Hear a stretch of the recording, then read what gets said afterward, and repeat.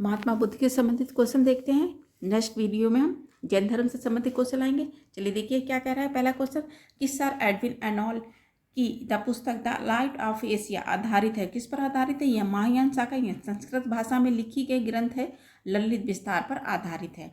ठीक है, तो इसका प्रकाशन उन्होंने लंदन में कब किया था? एनॉल ने ये किया था 1879 में इसका प्रकाशन किया था। कब किया था? 1879 में किया था।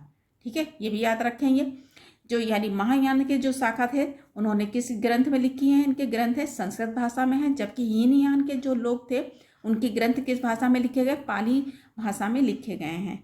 ठीक है, तो पूछा जा रहा लाइट ऑफ एशिया आधारित है, किस पर आधारित है? ये ललित विस्तार पर आधारित है। और किस शाखा से है? तो महायान शाखा से। और इसका प्रकाशन उन्होंने लंदन में कब किया? 1879 में किया था। तो ये भी याद रखेंगे। ठीक है, आंसर इसका क्या हो जाएगा? बी हो जाएगा। नेक्स्ट क्वेश्चन देखिए, कह रहा है कि बौद्ध धर्म के महायान और हीनयान संप्रदाय में सर्वाधिक मौलिक अंतर की बात हो रही है। ठीक है, तो महायान की जो शाखा थे लोग थे वो बुद्ध को देवता के रूप में पूजा करते थे, जबकि हीनयान के लोग क्या मानते थे? इन्हें महापुरुष मानते थे। ठीक है, इनका प्रचार अगर हम देखा जाए तो महायान की शाखा का उत्तर भारत में हुआ है, जैसे चीन, तिब्बत, जापान, कोरिया में हुआ है। और जबकि हीनयान के शाखाओं का यानी कि प्रचार पाली भाषा में हुआ है। और ये कहाँ हो रहा है? ये दक्षिण भारत साइड में हो रहा है, श्रीलंका है, बर्मा और थाईलैंड में हुआ था। ठीक है, तो आंसर इसका क्या हो जाएगा? सी हो जाएगा। तो महायान की जो शाखा ने सबसे पहले बुद्ध की पूजा भी प्रारंभ की थी। नेक्स्ट क्वेश्चन देखिए, कह रहा है कि गौतम बुद्ध को एक देवता के स्थान पर किस राजा के युग में प्राप्त हुआ था? तो कनिष्क के समय में ही चौथी बौद्ध संगीति हो रही है। और यहाँ पर कौन सी संगीति हो रही? महायान शाखा से संबंधित संगीति होती है। और इन्होंने ही सबसे पहले बुद्ध को यानी कि देवता के रूप में पूजा की थी। तो आंसर इसका क्या हो जाएगा? बी हो जाएगा। और कनिष्क के ही यानी सिक्कों पर यानी गौतम बुद्ध का यानी बुद्ध का अंकन भी मिलता है। 83 देखिए, कह रहा भारत में पहले जिस मानव प्रतिमाओं की पूजा किया गया थी तो वह यानी कौन थी? बुद्ध थी। और किस शाखा से पूछा जाएगा? तो महायान शाखा ने शुरू की थी पूजा। किसने शुरू की थी? महायान शाखाओं ने शुरू की थी, सबसे पहले अनुयायी की ने। ठीक है, तो आंसर इसका सी हो जाएगा। नेक्स्ट क्वेश्चन देखिए क्या रहा है। 84 कह रहा है कि देश में निम्न में से किसने मूर्ति पूजा की नींव रखी थी? तो मूर्ति पूजा की नींव किसने रखी थी? बौद्ध धर्म ने रखी थी। और यानी किस शाखा ने रखी? तो महायान शाखा ने रखी थी। ठीक है, तो आंसर इसका क्या हो जाएगा? बी हो जाएगा। 85 कह रहा गंधार शैली की मूर्ति कला में बुद्ध के सारनाथ, कहाँ की? सारनाथ में हुए प्रथम धर्मोपदेश के संबंध में प्रवचन मुद्रा पूछी जा रही। किस मुद्रा में है? तो धर्म चक्र मुद्रा में है। इनकी बहुत सी मूर्तियां मिली हैं, जैसे ध्यान मुद्रा है, अभय मुद्रा है, वरदा मुद्रा। ठीक है, इन सब में ये पूछा जा रहा। तो ये नहीं पूछा जा रहा सारनाथ में प्रथम। तो ये आंसर इसका क्या हो जाएगा? सी हो जाएगा, धर्म चक्र से।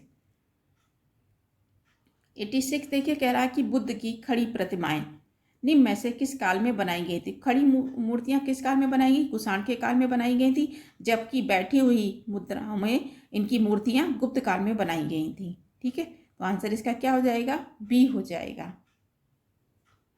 देखिए, BS अग्रवाल ने क्या कहा है कि सर्वप्रथम मथुरा में ही बुद्ध की मूर्तियों का निर्माण किया गया था, जबकि हेंगसांग ने क्या कहा है कि बुद्ध की प्रथम प्रतिमाएं कौशाम्बी में बनी थी। ठीक है, तो अग्रवाल कहाँ बोल रहे? मथुरा में बनी थी। और हेंगसांग कहाँ बोल रहे? कौशाम्बी में मूर्तियां बनी थी इनकी बुद्ध की।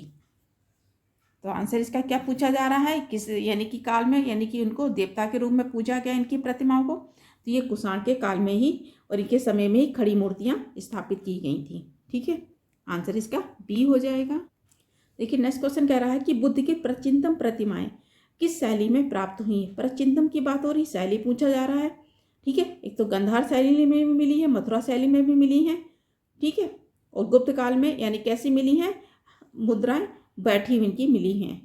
ठीक है, तो इसमें एक तो देखिए BS अग्रवाल ने क्या कहा है कि इनकी मूर्तियां कहाँ मिली? मथुरा में मिली हैं।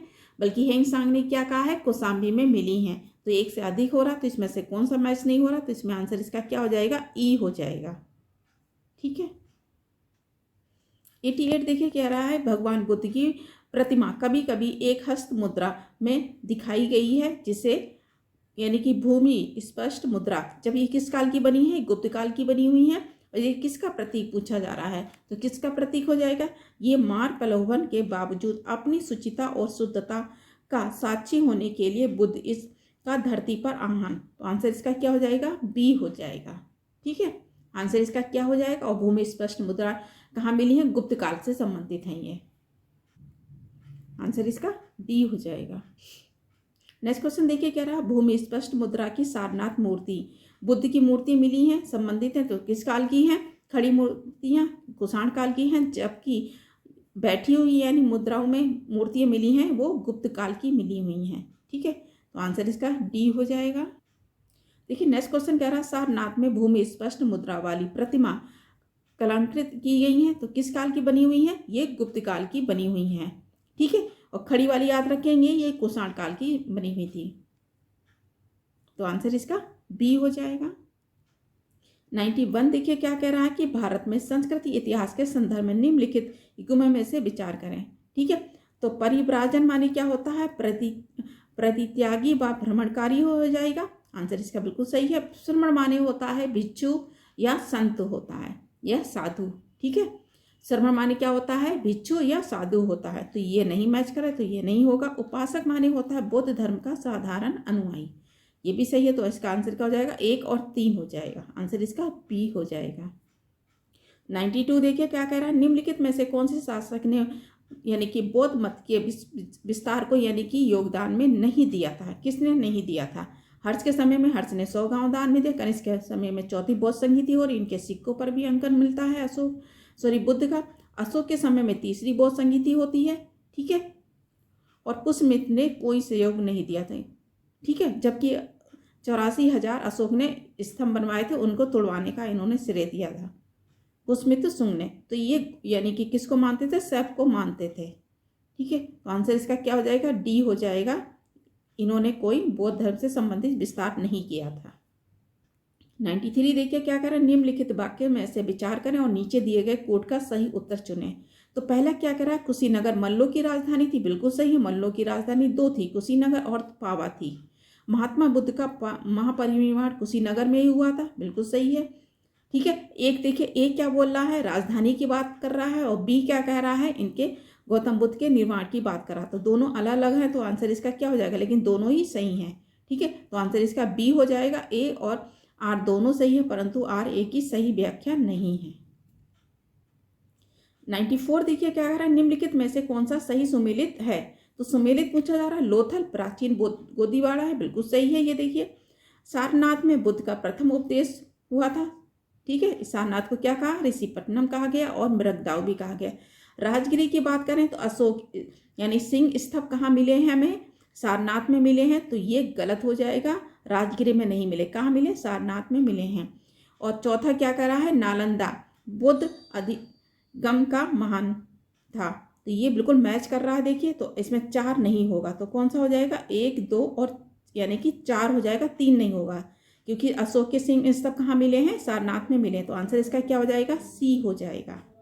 नेक्स्ट क्वेश्चन देखिए क्या कह रहा है, महायान बुद्ध में बोधिसत्व अवलोकनेश्वर में किस अन्य देवता को जानते हैं, तो किस नाम से जानते हैं, इन्हें पद्मपाणि के नाम से जानते हैं, आंसर इसका क्या हो जाएगा, सी हो जाएगा।